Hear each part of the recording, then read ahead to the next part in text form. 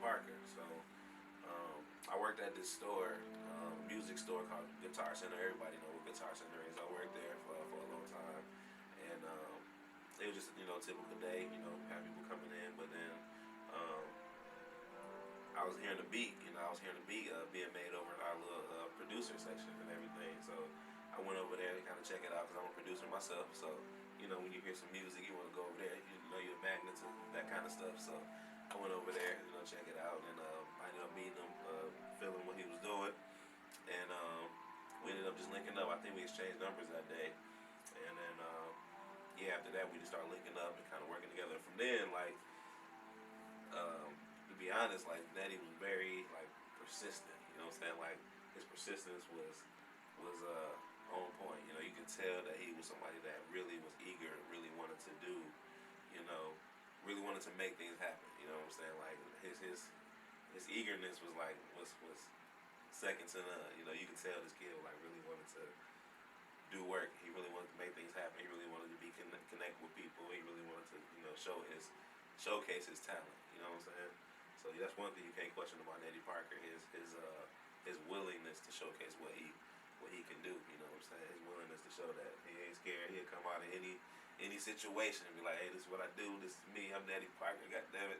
Everybody in the room gonna know who I am. You know what I'm saying? When I was saying he was very persistent. You know what I'm saying? He'll come back in the store and express to me we need to be working. We need to get together. You know what I'm saying? And I finally we rode to my crib and we did a song. You know what I'm saying? We did a song. I think I produced it. It was the song was called my fears or something. It was called My Fears. That was the name of the song. That's the first song me and Netty ever did together. It was called My Fears, and the beat was dope.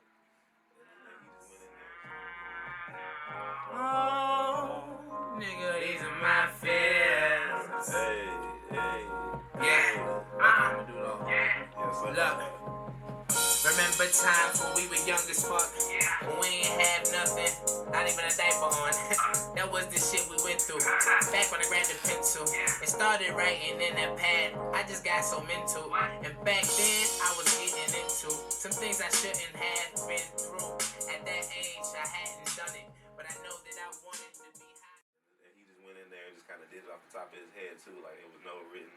He just went in there and just spit it off the top of his head, and I felt like that was a pretty dope thing because a lot of the young guys don't really have it like that. You know what I'm saying? He had a talent that a lot of young guys that don't have. And then from that, I kind of I seen a lot of myself. You know what I'm saying? In him, I seen a lot of myself in him, and I was that same eager kid as well. That same eager kid and that passion. You know what I'm saying? I felt like I seen a lot of myself in him. You know what I'm saying? Yes, sir. Learn about quadratics. Learn about quadratics. Stop. I get it. Learn about quadratics. Learn about quadratics. I'm learning about quadratics. It's all. It's all. I get it. It's all. I get it. I get it. I'm learning about quadratics. It's all. I get it. It's all. I get it. It's all. I get it. I'm learning about quadratics. It's probably automatic. I'm riding around quadratic. Living life so tragic. Numbers like we magic. The formula so classic. Algebra 1, we passed it. Haters hate cause we own one and they own negative 11. Stepping on this beat like a stool. Minus B plus minus then square root. You know how we do. You know how we be. Next step is minus 4. Hi, what's up? My name's Stoney. How I met Netty. I've known him since the sophomore year of high school, so we were probably 15 or 16.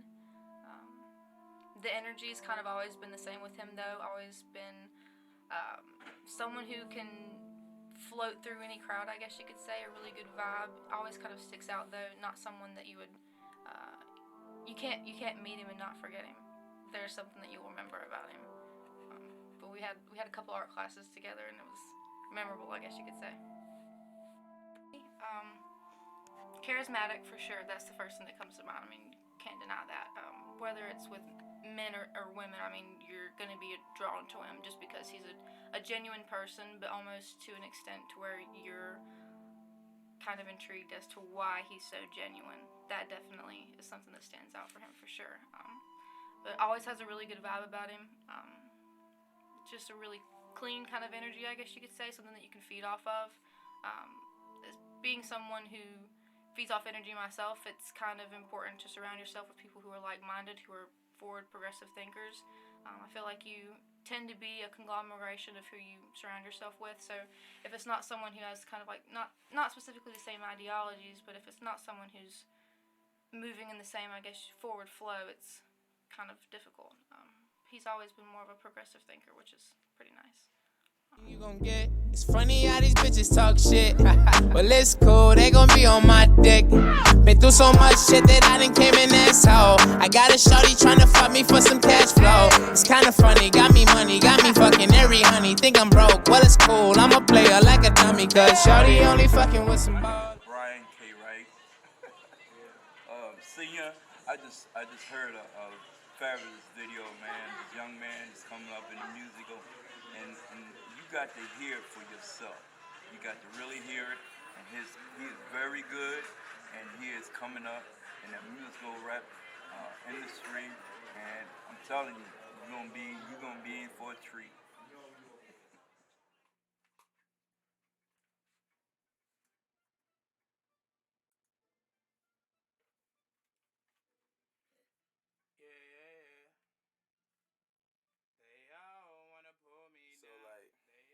I noticed at an early age, I was always the type of kid like that was always trying to hide from attention. Like when I was real young, like elementary, and like I always got picked out of the group, whether it be through teachers, through kids. Like when it came to picking on people, I was the one they picked on. When it came to the kid that was in trouble in class, I was the one they picked on.